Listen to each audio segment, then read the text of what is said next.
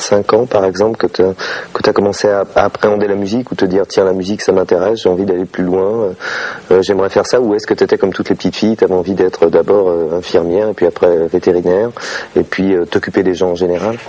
Well, I think it must have been when I was very young, because I remember Strawberry Fields and a song called Anyone Who Had a Heart by Cilla Black, and 24 Hours from Tulsa, I think was the Gene Pitney record. I don't know, I mean, I seem to have a recollection of a year that I've since discovered was 65, so I was 5 years old. So I think music affected me very strongly at an incredibly young age, and it's never changed, really. I think I knew very young that my life would be in music, and that was always a goal for me. It was always something that I seemed to be going towards. Est-ce que tu as un souvenir des premiers disques que tu as achetés?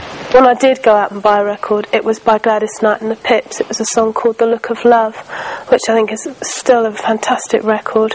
There was a lot of soul music, you know, like Gladys Knight's and the Pips, but there was also a lot of trashy stuff like Slade and Mud, and a lot of sort of real commercial pop, but I loved all that too.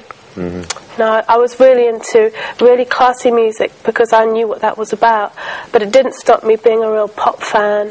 I loved pop music right from the moment that I remember hearing it, and I still do. Free David Essex. Pardon? Free David Essex. Oh. And yeah, David Essex, yeah. But you know, like David Cassidy and Donny Osmond and the Bay City Rollers, and you know, all the sort of. But Gary Glitter was my favourite. Mm. I was in his fan club.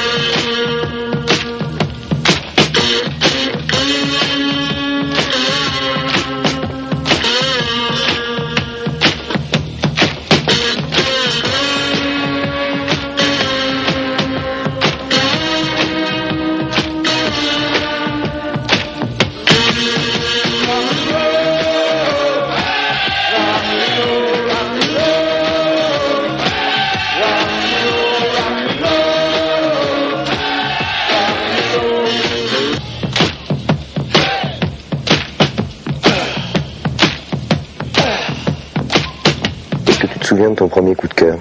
Well, I remember when I was at primary school, I had a big crush on a little boy that lived very close to our house in Chewin, where my family live, where my mum and dad live. So yes, I do.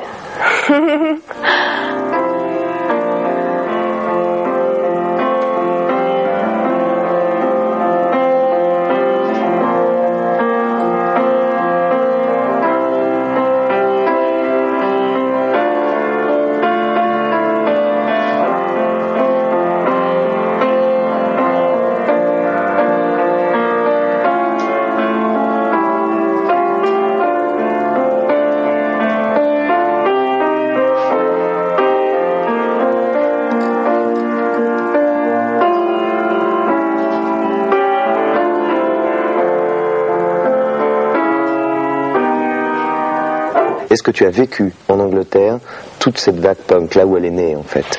You know, punk at that time was a very London-based thing, kind of came out of Chelsea and sort of stayed in the London area for quite a long time.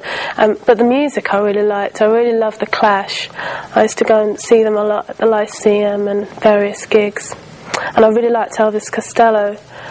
So some of it I thought was really good, and I loved some of the Sex Pistols stuff and the Skids and stuff like that. So, I mean, I just didn't get very involved in the movement itself. You know, I wasn't like wearing punky clothes and stuff.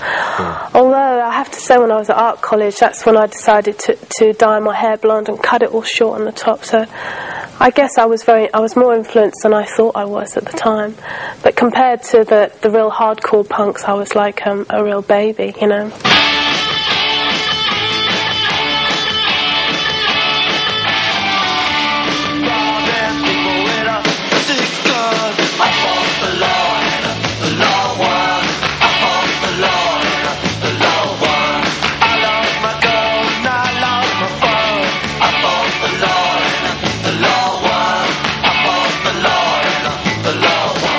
To be a singer, and I went into a demo studio, recorded a couple of tracks, and went into Rack Studios, and Mickey Most came out and heard it and said, yeah, I like it, but I want you to go in the studio and record it, but with a different producer, which I wasn't too happy about. So I said, yeah, okay, but we'll do it, because it was a record deal. So I went in there, recorded these couple of songs, and I said to the guy who was producing me, a guy called Steve Glenn, I said, Steve, is it alright if I bring my sister in to do backing vocals? He says, yeah, fine, bring her in, you know. So Kim came in and started singing, and when she was singing, Mickey Most came in and said, she looks good, I like her voice as well, you know, maybe we could do something with her, and then walked out. And then Steve looked at me and said, yeah, maybe I could produce something with Kim as well. And I thought, hang on a minute, not sure about this. So that's when I went home that night and wrote Kids in America. Booked 2 days studio time in a separate studio, recorded it with Kim. Then went back to Mickey and said, look, this is a song I've done with Kim that I produced, and what do you think of it? And he said he thought it was a smash. And so that then became the priority over my stuff.